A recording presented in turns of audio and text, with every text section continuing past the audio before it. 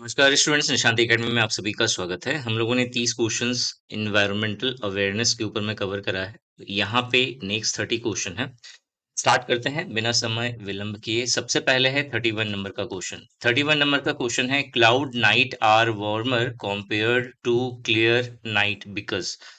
ठीक है, जो क्लाउड नाइट है वो वार्मर होता है एज कंपेयर टू जो क्लियर नाइट है उसके कंपैरिजन में। क्यों? क्योंकि जो क्लाउड होता है वो हीट का कुचालक है। तो जो अर्थ से जो हीट एनर्जी जो रिलीज होती है, अब ये क्लाउड है जिसकी वजह से जो हीट जो है वो ट्रैप होकर के रह जाता है और फिर आगे नहीं जा पाता, क्लाउड के ऊपर बाहर नहीं जा पाता।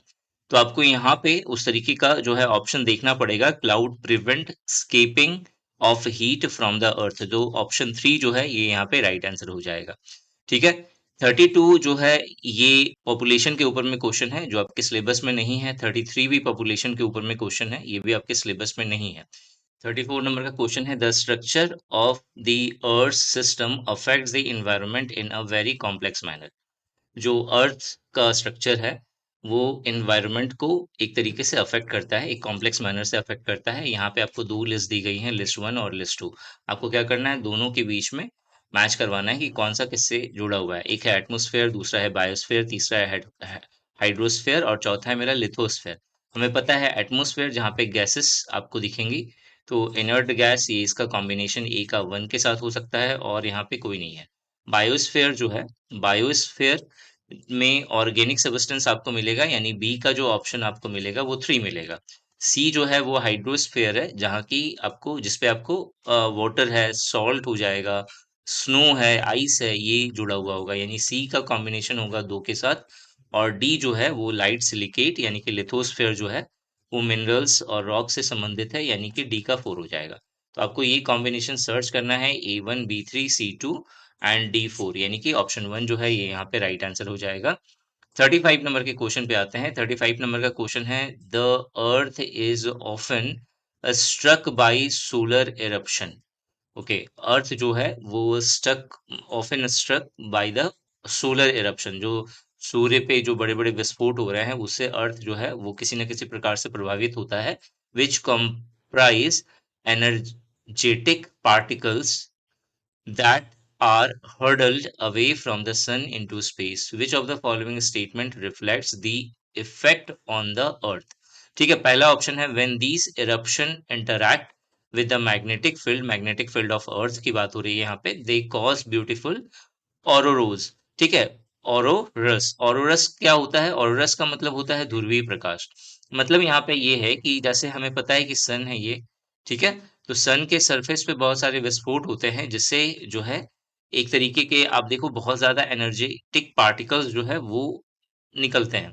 ठीक है, इसकी वजह से क्या होगा, इसकी वजह से ये इसके चारों तरफ एक तरीके का आप देखना, आपने देखा होगा बहुत सारे कार्टून्स में इस तरीके का एक सन होता है, इसके चारों तरफ से इस तरीके का फ्लेम निकलता रहता है। तो एक्चुअल में यही है ध्रुवीय प्रकाश या ऑरोरा। ठीक है, तो यहाँ पे क्वेश्चन है कि ये चीज जो है ये अर्थ का जो मैग्नेटिक फील्ड है उससे अफेक्ट होती है। ये सही है एक तरीके से। ठीक है, अर्थ का मैग्नेटिक फील्ड के द्वारा जो है ये जो है इंटरैक्ट करता है, दोनों एक दूसरे से अट्रैक्ट होता है या एक दूसरे को अफेक्ट करता है, जिसकी वजह से बहुत बार क्या होता है, जो कम्युनिकेशन सैटेलाइट्स हैं, ठीक है, उनका जो कम्युनिकेशन है वो डिसरप्ट हो जाता है। तो यहाँ पे देखो सेकंड ऑप्शन है, they break down radio communication and power supply, तो दूसरा ऑप्शन भी सही है। और तीसरा है, they do not affect life support on the earth, ये भी सही है। ठीक है, इससे इंटरैक्शन तो हो रहा है, ठीक है, और कम्युनिकेशन में भी थोड़ा सा इशू हो रहा है, लेकिन जो लाइफ है अर्थ पे उस पे किसी प्रकार का अफेक्ट नहीं पड़ता। तो तीसरा ऑप्शन भी सही है। तो 1 2 एंड 3 ऑल आर राइट, यहाँ पे ऑप्शन नहीं दिया हुआ है। ठीक है, चौथा वाला हो सकता है मिस्टेक होगा, 1 2 एंड 3। ठीक है, यहाँ पे ये तीनों जो है यहाँ पे सही है। ठीक है, नेक्स्ट है 36 नंबर का question, beginning from the surface of the earth, what is the sequence of different layer of atmosphere? Obvious है, हमें डिफरेंट लेयर ऑफ एटमॉस्फेयर पूछा है, beginning from the surface of the earth. तो सबसे पहले troposphere होता है, फिर स्ट्रेटोस्फेयर होता है। ठीक है, इसके बाद जो है मेरा आइनोस्फेयर होता है और एक्सोस्फेयर होता है। इन दो के बीच में एक होता है मेसोस्फेयर जिसका लेयर बहुत छोटा है। ठीक है, तो आप देख लो ये चीज जो है आपको कहाँ पे मिल रही है, ट्रोपोस्फेयर, ट्रोपोस्फेयर, ट्रोपोस्फेयर के बाद स्ट्रेटोस्फेयर आता है, मेसोस्फेयर नहीं आता है, फिर आइनोस्फेयर, फिर एक्सोस्फेयर है। ठीक है, बीच में मेसोस्फेयर भी आता है लेकिन वो बहुत छोटा लेयर है, तो आप उसे इग्नोर कर सकते हो। तो मेन जो है यही चार है, एक है ट्रोपो, दूसरा है स्ट्रेटो, तीसरा है आइनो, चौथा है एक्सोस्फेयर। ट्रोपोस्फेयर में क्या है, जिस जिस तरीके से जो भी आपका क्लाउड से रिलेटेड चेंजेस हो गया या फिर जो मौसम से रिलेटेड चेंज हो गया, वो सब चीजें आपको यहाँ पे ट्रोपोस्फेयर में मिलेंगी। ठीक है, जो डस्ट पार्टिकल है, जो पॉल्यूशन है, वो आपको यहीं पे मिलेगा। स्ट्रेटोस्फेयर जो है ओजोन से जुड़ा हुआ है। ठीक है, जो यूवी रेज जो प्रोटेक्ट होती है, यूवी रेज से जो है अर्थ प्रोटेक्ट होती है, वो स्ट्रेटोस्फेयर के कारण ही होती है। आइनोस्फेयर को थर्मोस्फेयर भी कहते हैं, ये गर्म होता है। और एक्सोस्फेयर मतलब जो सबसे बाहरी है, ठीक है, और ये कोल्ड होता है, ठंडा होता है। तो यहाँ पे नेक्स्ट क्वेश्चन पे आते हैं। क्लियर हो गया आपको ये क्वेश्चन? नेक्स्ट क्वेश्चन है, the most dynamic layer of atmosphere in the term of climatic and weather condition. अभी हम लोगों ने देख लिया ट्रोपोस्फेयर इसका राइट आंसर होगा। ठीक है, नेक्स्ट है मेरा, in which of the following layer of atmosphere is ozone O3 gas present. अभी हमने देखा स्ट्रेटोस्फेयर इसका राइट आंसर है। ठीक है, इसके बाद नेक्स्ट क्वेश्चन है, नीति आयोग हैज रिलीज दी 2029। ठीक है, 2022 भी पूछेगा तो भी सेम आंसर है। ठीक है, तो 2022 sustainable development goal India index. ठीक है, which of the following state has represent the first rank. Kerala इसका राइट आंसर है। ठीक है, डेवलपमेंट जो सस्टेनेबल डेवलपमेंट गोल होती है, इसके अंदर एजुकेशन आता है। ठीक है, इंफ्रास्ट्रक्चर आता है। ठीक है, तो इस तरह से कुछ चीजें हैं। ठीक है, एजुकेशन है, इंफ्रास्ट्रक्चर है, और भी कुछ इंपॉर्टेंट सस्टेनेबल डेवलपमेंट गोल्स का पार्ट है जिसमें केरला जो है वो टॉप करा है। ठीक है, नेक्स्ट है मेरा, इन्वायरमेंटल प्रोटेक्शन से रिलेटेड भी चीजें होती हैं यहाँ पे। ठीक है, 40 नंबर का क्वेश्चन है, इन एन इकोटोन। सबसे पहले तो आपको पता होना चाहिए इकोटोन क्या होता है। The species which become abundant are called. ठीक है, जो स्पीसीज अबंडेंट होता है इकोटोन में उसे क्या कहते हैं, तो एज स्पीसीज कहते हैं। अब यहाँ पे दो चीजें हैं जो पहली बार हो सकता है आपने सुना होगा, एक इकोटोन और दूसरा है एज स्पीसीज। ये होता क्या है, तो देखो, जब इकोसिस्टम इस तरीके से बना है, ठीक है, कि दो इकोसिस्टम, इकोसिस्टम वन और फिर दूसरा एक इकोसिस्टम है, ठीक है, इकोसिस्टम टू, जब ये दोनों इकोसिस्टम एक दूसरे से इंटरैक्ट कर रहे होते हैं, तो जो दोनों के बीच का जो ट्रांजिशन फेज होता है या ट्रांजिशन स्पेस होता है, ठीक है, जो दोनों में एग्जिस्ट करता है, ठीक है, तो इसे हम लोग क्या कहेंगे, इसे हम लोग इकोटोन कहेंगे। ये वाला जो पोर्शन है क्या कहलाएगा, इकोटोन कहलाएगा। और ऐसे प्लांट्स एंड एनिमल्स जो इस इकोटोन का पार्ट है, मतलब जो इकोसिस्टम वन में भी आपको दिखेगा और इकोसिस्टम टू में भी आपको दिखेगा, तो उसे हम लोग क्या कहेंगे, उसे हम लोग एज स्पीसीज कहेंगे। फॉर एग्जाम्पल, दो इकोसिस्टम लेते हैं, एक है ग्रास इकोसिस्टम, ठीक है, ग्रास इकोसिस्टम इकोसिस्टम, और एक हमने लिया फॉरेस्ट इकोसिस्टम। ठीक है, फॉरेस्ट इकोसिस्टम। तो आपने डियर जो देखा होगा, आपने देखा होगा डियर जो है वो ग्रास इकोसिस्टम से भी जुड़ा हुआ है और फिर फॉरेस्ट इकोसिस्टम से भी जुड़ा हुआ है। ठीक है, तो डियर जो है एक तरह का क्या हो गया, एज स्पीसीज। और जो ग्रास इकोसिस्टम, फॉरेस्ट इकोसिस्टम का ये वाला पार्ट जहां पे इस तरह की के एज स्पीसीज आते हैं, उसे हम लोग इकोटोन कहते हैं। क्लियर हो गया? ठीक है, तो ऑप्शन 3 यहाँ पे क्या हो जाएगा, राइट आंसर हो जाएगा। नेक्स्ट क्वेश्चन पे आते हैं, air pollutants are mainly classified as. जो एयर पॉल्यूटेंट है उसे दो तरीके से क्लासिफाइड करा जाता है, एक होता है प्राइमरी पॉल्यूटेंट और दूसरा होता है सेकेंडरी पॉल्यूटेंट। पहला जो है प्राइमरी पॉल्यूटेंट, ऐसे पॉल्यूटेंट होते हैं जो एनवायरनमेंट में डायरेक्ट रिलीज होते हैं। ठीक है, मतलब अ, एक होता है जो डायरेक्ट इम्पैक्ट करता है एनवायरनमेंट को, ठीक है, और दूसरा जो है वो इनडायरेक्ट रूप से जो है इम्पैक्ट करता है, या फिर ऐसे पॉल्यूटेंट जो रिलीज टू एटमॉस्फेयर पे जब होंगे तो उस समय वो पॉल्यूटेंट के फॉर्मेट में नहीं रहते, लेकिन एटमॉस्फेयर में जो गैसेस हैं या फिर और भी जो डस्ट पार्टिकल है उनके साथ कंबाइन होकर के वो कुछ ऐसा बनाते हैं जो किसी ना किसी तरह से इन्वायरमेंट को हार्मफुल करता है, तो उसे हम लोग सेकेंडरी पॉल्यूटेंट कहते हैं। प्राइमरी पॉल्यूटेंट डायरेक्टली रिलीज होंगे पॉल्यूटेंट के फॉर्मेट में इन्वायरमेंट में, और जो सेकेंडरी पॉल्यूटेंट है वो डायरेक्टली रिलीज नहीं होता, ये किसी और केमिकल के फॉर्म में रिलीज होगा, लेकिन एनवायरनमेंट में मौजूद चीजों के साथ ये रिएक्शन करता है और रिएक्शन करके पॉल्यूटेंट बनाता है। क्लियर हो गया? मतलब एक जो है वो डायरेक्टली इम्पैक्ट कर रहा है इन्वायरमेंट को, और दूसरा जो है वो इनडायरेक्टली इम्पैक्ट कर रहा है। तो यहाँ पे एयर पॉल्यूटेंट जो है दो टाइप का होता है, एक प्राइमरी दूसरा सेकेंडरी। क्लियर हो गया? नेक्स्ट आते हैं हम लोग 42 नंबर का क्वेश्चन पे। The main difference between the primary air pollutant and the secondary air pollutant is, अभी हमने देखा कि प्राइमरी एयर पॉल्यूटेंट जो है वो होता है जो डायरेक्टली जो है यहाँ पे देखो होगा, एक है primary air pollutants are form through the photochemical reaction of the sunlight. ठीक है, ये ऑप्शन तो गलत हो गया, formal are release directly into the atmosphere. देखो ठीक है, जो प्राइमरी है वो क्या होगा, डायरेक्टली रिलीज होगा एटमॉस्फेयर पे, while the latter are formed by chemical reaction in the atmosphere. ठीक है, तो जो दूसरा वाला है वो केमिकल रिएक्शन के बाद एटमॉस्फेयर में वो अवेलेबल होता है, ठीक है, आता है। तो जो ऑप्शन 3 है ये यहाँ पे राइट आंसर हो जाएगा। नेक्स्ट है, which of the following can be considered as the best example of primary air pollutants. Primary air pollutants का बेस्ट एग्जांपल कौन है? तो हमने अभी देखा प्राइमरी एयर पॉल्यूटेंट क्या होता है, जो डायरेक्टली रिलीज हो रहा है, जैसे कार्बन डाइऑक्साइड। देखो कोल के बर्निंग से क्या होता है, CO2 फॉर्म होता है जो डायरेक्टली एनवायरनमेंट में रिलीज हो रहा है। तो जो ऑप्शन 1 है वो यहाँ पे राइट आंसर हो जाएगा। ठीक है, नेक्स्ट है यहाँ पे, which of the following best illustrates a secondary air pollutant. अब सेकेंडरी एयर पॉल्यूटेंट का बेस्ट इलुस्ट्रेशन या एग्जाम्पल कौन है? तो यहाँ पे ozone produce in the photochemical smog, CO2 release from the burning of the coal, ये नहीं हो सकता। NO2 release from the burning of oil. ठीक है, NO2 रिलीज होता है, यहाँ पे ओजोन प्रोड्यूस होता है इन फोटोकेमिकल स्मॉग। तो यहाँ जो ऑप्शन 3 है ये यहाँ पे राइट आंसर होगा। ठीक है, ओजोन प्रोड्यूस होता है, ठीक है, इन फोटोकेमिकल स्मॉग, मतलब पहले स्मॉग आया एनवायरनमेंट में, ठीक है, स्मॉग आया, अब उसमें क्या होता है, ओजोन गैस प्रोड्यूस होती है। अब ये ओजोन गैस क्या है, एक तरह का पॉल्यूटेंट हो गया। ओजोन में हम लोग सांस नहीं लेते, ठीक है, तो ये जो है ये क्या हो गया, एक तरह का पॉल्यूटेंट हो गया। तो ऑप्शन 3 जो होगा वो यहाँ पे राइट आंसर हो जाएगा। ठीक है, नेक्स्ट क्वेश्चन पे आते हैं हम लोग। नेक्स्ट नंबर का क्वेश्चन है, the common feature between NO2, SO2, CO and SPM। अब यहाँ पे SPM का फुल फॉर्म आपसे पूछ लेगा, तो SPM का फुल फॉर्म होता है सस्पेंडेड पर्टिकुलेट मैटर। ठीक है, क्या होता है, सस्पेंडेड पर्टिकुलेट, ठीक है, मैटर। ठीक है, सस्पेंडेड पर्टिकुलेट मैटर। तो यहाँ पे है the common features between NO2, SO2, CO and SPM। ठीक है, ये सब है क्या, तो बेसिकली ये सारे जो है, मेरा NO2 हो गया, SO2 हो गया, CO कार्बन मोनोऑक्साइड हो गया, ठीक है, ये सब जो है मेरा क्या है, प्राइमरी पॉल्यूटेंट है। ठीक है, तो यहाँ पे जो ऑप्शन 1 है वो यहाँ पे राइट आंसर हो जाएगा।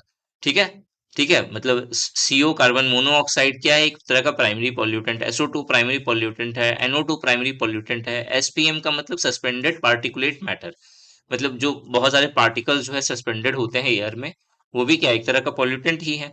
किस तरह का पॉल्यूटेंट है, प्राइमरी पॉल्यूटेंट है। नेक्स्ट क्वेश्चन है, how are nitrogen oxide, sulphur oxide and carbon carbon dioxide होगा रिलेटेड।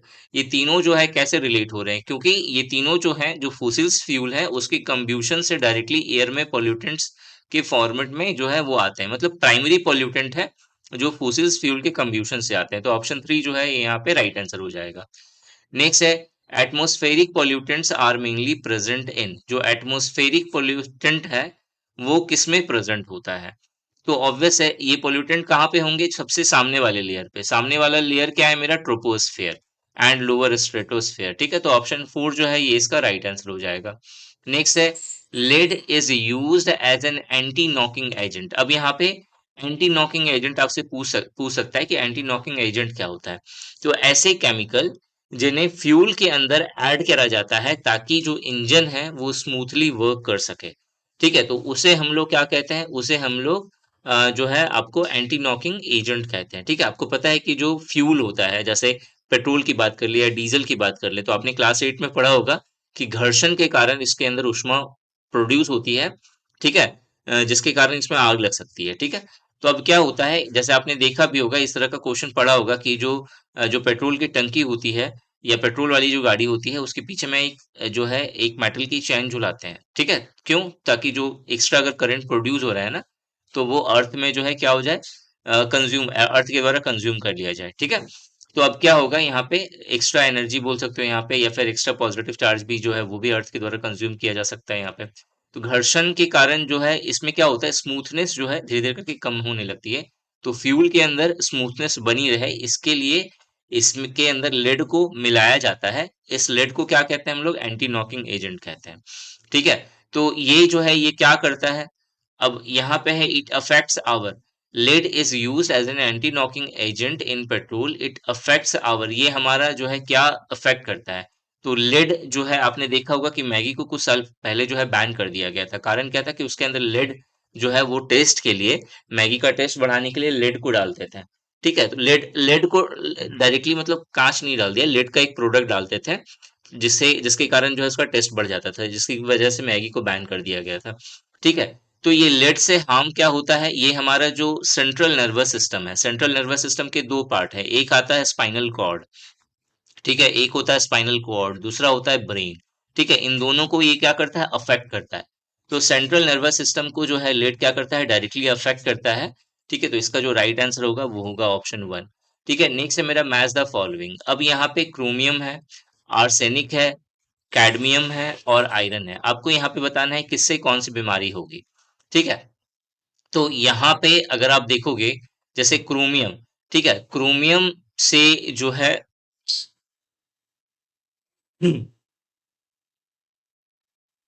क्रोमियम से जो है कार्सिनोजेन, ना कि मतलब क्रोमियम की अगर कमी हो जाए बॉडी में तो कार्सिनोजेन नाम की बीमारी होती है। उसी तरह से आयरन की अगर बात करें, ठीक है, तो आयरन से थैलासेमिया, ठीक है, नाम की डिजीज होती है। तो A4 और फिर डी का मेरा वन हो रहा है, A4 D का वन इसमें है, A4 D का वन इसमें है।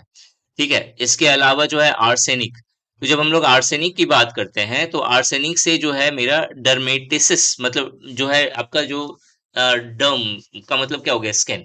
ठीक है, तो स्किन से जुड़ी हुई बीमारी होती है। तो जो है आपको बी का क्या हो जाएगा? 3 हो जाएगा, तो सी का 2 बचा। तो बी का 3, सी का 2, ऑप्शन वन जो है आपको दिख रहा है, तो ऑप्शन वन यहाँ पे क्या हो जाएगा? राइट आंसर हो जाएगा। ठीक है, नेक्स्ट क्वेश्चन आते हैं 50 नंबर का। 50 नंबर का है the chemical responsible for blue baby syndrome caused by restricted supply of oxygen to the brain। अब यहाँ पे ब्लू बेबी सिंड्रोम क्या होता है? ब्लू बेबी सिंड्रोम एक ऐसा सिंड्रोम है जो कि नाइट्रेट्स के द्वारा होता है। ठीक है, caused by restricted supply of oxygen to the brain. ठीक है, इस पे क्या होता है? आपका जो ब्रेन है, इस ब्रेन में जो है ऑक्सीजन की मात्रा बहुत कम जाती है। ठीक है, जिसकी वजह से आप, जैसे होता है ना, आपने देखा होगा कि बच्चों को थोड़ा सा मंदबुद्धि का हो जाता है, ठीक है, बहुत कोई। ठीक है, तो वो किसकी वजह से होता है? ब्लू बेबी सिंड्रोम की वजह से। ठीक है, तो यहाँ पे नाइट्रेट्स इसका राइट आंसर होगा। नेक्स्ट है यहाँ पे, मतलब 50 का पहला वाला ऑप्शन जो है राइट आंसर है। 51 नंबर का क्वेश्चन है, which of the following metal is responsible for Meena माता डिजीज। पहले भी डिस्कस करा हुआ है, मरकरी इसका राइट आंसर होगा। ठीक है, 52 नंबर का क्वेश्चन है, इनटेक ऑफ लेड में primarily cause damage of the. अब इनटेक ऑफ लेड, जब लेड कोई कंज्यूम कर रहा है तो वो जो है क्या डैमेज करता है? तो जब लेड को कंज्यूम किया जाता है तो हमने अभी देखा था सेंट्रल नर्वस सिस्टम को वो डैमेज करता है, जिसका पार्ट है ब्रेन। ठीक है, नेक्स्ट है 53 नंबर का क्वेश्चन है, which of the following geographic areas is the largest source of CO2 emission for burning of fossils fuel. ठीक है, तो अब इस केस में जो है CO2 का जो इमिशन होता है सबसे ज्यादा क्वांटिटी में फॉसिल्स फ्यूल के बर्न होने से, वो कौन कर रहा है? चाइना कर रहा है। ठीक है, तो चाइना जो है इसका राइट आंसर होगा। ठीक है, इसके अलावा जो सेकंड नंबर पे है वो है USA, थर्ड नंबर पे है इंडिया। ठीक है, ये क्वेश्चन जो है लास्ट टाइम पे शायद डिस्कस हुआ है। ठीक है, जब मैंने 1 से लेकर 30 तक क्वेश्चन बताया है, आपने नहीं देखा है तो आई आइकन पर क्लिक करिए, आपको वो वीडियो मिल जाएगी। ठीक है, 54 नंबर का क्वेश्चन है, industries generating hazardous waste are classified as. अब देखो, जो इंडस्ट्री जो है, जो हजार्डस वेस्ट जो क्रिएट करती है, उसके कुछ कलर्स के द्वारा कोडिंग की जाती है, जिसमें एक जो होता है वो रेड कलर होता है। अगर आपको रेड कलर दिख रहा है तो इसका मतलब उसके अंदर जो पॉल्यूशन का जो लेवल होगा वो बहुत हाई होगा। ठीक है, पॉल्यूशन का लेवल बहुत हाई होगा वो, और वो हजार्डस होगा। ठीक है, तो इंडस्ट्रियल वेस्ट में जो हजार्डस वेस्ट होते हैं, ठीक है, उसे जो है हम लोग किस सिंबल से डिनोट करते हैं? किस कलर से? तो रेड कलर से। इसके अलावा एक कलर होता है ऑरेंज का। ठीक है, ऑरेंज अगर हुआ तो मॉडरेट लेवल का पॉल्यूटेंट होता है, उसमें पॉल्यूशन होता है मॉडरेट लेवल का, और ये नॉन हजार्डस होता है। ठीक है, इसके अलावा एक होता है ग्रीन, अगर ग्रीन हुआ तो लो लेवल का पॉल्यूशन होता है किसी भी इंडस्ट्रियल वेस्ट में, और उसमें जो है मिनिमम जो है चीजें वेस्ट होती हैं, बाकी जो है दोबारा से यूटिलाइज हो सकता है वो। ठीक है। और एक है मेरा जो कि वाइट कलर का होता है। तो वाइट कलर का हुआ तो एकदम बिल्कुल नेग्लिजिबल यहाँ पे आपको पॉल्यूशन मिलेगा। लो नेग्लिजिबल समझ में आ रहा है ना, नहीं के बराबर। तो नेग्लिजिबल, तो जब नेग्लिजिबल है तो इसमें जीरो पॉल्यूशन होगा, तो इसे हम लोग इसे और इसे रीयूज किया जा सकता है। ठीक है। जो ग्रीन है और व्हाइट कलर वाले को रीयूज किया जाता है, रेड वाला जो है वो कंप्लीटली जो है हजार्डस हो गया। ठीक है, नुकसानदेह हो गया। और ऑरेंज वाला भी नॉन हजार्डस है, मतलब उसे नुकसान नहीं होता, लेकिन इसे यूज नहीं किया जाता है। ठीक है, और इसमें पॉल्यूशन जो है मॉडरेट लेवल का होता है। ठीक है, तो इसका राइट आंसर क्या हो जाएगा? रेड। 55 नंबर का क्वेश्चन है, which of the following green house gases is entirely anthropogenic? Anthropogenic का मतलब जो ह्यूमंस के द्वारा किया जा रहा है। ठीक है, इन ओरिजिन। तो सीएफसी जो है एक ऐसा ग्रीन हाउस गैस है जो कंप्लीटली जो है ह्यूमंस के द्वारा, ह्यूमन रिस्पॉन्सिबल है इस ग्रीन हाउस गैस के लिए। नेक्स्ट है peroxy peroxy acetyl nitrate, PAN। ठीक है, peroxy acetyl nitrate, PAN is a by product of, ये किसका बाई प्रोडक्ट है? तो फोटोकेमिकल स्मोक का ये बाई प्रोडक्ट होता है, यानी कि ऑप्शन वन इसका राइट आंसर होगा। 57 नंबर का क्वेश्चन है, the balance in oxygen level is maintained by, जो ऑक्सीजन लेवल का जो बैलेंस है इसे मेंटेन करा जाता है किसके द्वारा? तो ऑक्सीजन का जो बैलेंस है, ऑक्सीजन लेवल का जो बैलेंस है उसे मेंटेन करा जाता है किसके द्वारा? तो फोटोसिंथेसिस एंड सेलुलर रेस्पिरेशन के द्वारा। तो ये इसका पहला वाला ऑप्शन जो है वो राइट आंसर हो जाएगा। ठीक है, 58 नंबर का क्वेश्चन आते हैं, problem caused by air pollutants basically affect which organ system? जो प्रॉब्लम्स है जो कि एयर पॉल्यूटेंट के द्वारा होता है वो कौन से ऑर्गन सिस्टम को अफेक्ट करता है? तो एयर पॉल्यूटेंट जो है या तो वो रेस्पिरेशन को इम्पैक्ट करेगा या फिर सर्कुलेशन को इम्पैक्ट करेगा। तो सर्कुलेटरी सिस्टम और रेस्पिरेटरी सिस्टम को ये इम्पैक्ट करता है, तो ऑप्शन टू जो है ये राइट आंसर हो जाएगा। 59 नंबर का क्वेश्चन है। ठीक है, लिस्ट वन और लिस्ट टू में मैच करना है हमें। ठीक है, और यहाँ पे आपको क्या दिया हुआ है? ऑडिबल का कुछ रेंज दिया हुआ है। ठीक है, नॉइस का रेंज। ठीक है, जैसे हियरिंग है, हम लोग जो सुनते हैं वो 30 डेसिबल तक अगर साउंड होगा तब जाकर के हम लोग सुन पाएंगे। 10 डेसिबल तक अगर कोई साउंड है तो उसको क्या कहते हैं? विस्परिंग कहते हैं, जो हमें लगता है कि हाँ कोई फुसफुसा रहा है कुछ। ठीक है। इंटरफेरेंस विथ स्लीप, मतलब अगर आप सोए हुए हो और अचानक से जग जाते हो किसी साउंड से, तो उसका जो साउंड की जो इंटेंसिटी होती है वो 60 डेसिबल होती है। ठीक है, और नॉर्मल टॉक जैसे बात हो रही है तो उसमें जो है नॉर्मल टॉक के समय में कितना जो है डेसिबल होता है? तो 30 से 50 के बीच जो है रेंज होता है साउंड का। तो ये मतलब डायरेक्टली ऑर्डर में ही दिया हुआ है, तो इसको क्या अरेंज करना है? ए का 1, बी का 2, सी का 3 और फिर डी का 4। A1 B2 C3 D4, तो ऑप्शन वन जो है ये यहाँ पे राइट आंसर हो जाएगा। नेक्स्ट है मेरा, global warming during winter becomes more pronounced at the, तो जो ग्लोबल वार्मिंग होगा विंटर के समय में, ठीक है, वो कह रहा है कि मोर प्रोनाउंस्ड एट द, वो कहाँ पे जो है ज्यादा प्रोनाउंस्ड होगा? तो विंटर के समय में जो ग्लोबल वार्मिंग होती है वो पोल्स एरिया में ज्यादा देखने को मिलती है, सीवर होती है। तो पोलर एरियाज या पोल्स जो है इसका राइट आंसर होगा। 61 है, मलेरिया इज कॉज बाई, तो एक पैरासाइट के द्वारा होता है, तो पैरासिटिक इन्फेक्शन है ये। तो ऑप्शन थ्री राइट आंसर हो जाएगा। Main pollutant of the Indian coastal water is, जो मेन पॉल्यूटेंट है, ठीक है, इंडियन कोस्टल वाटर का, वो कौन सा है?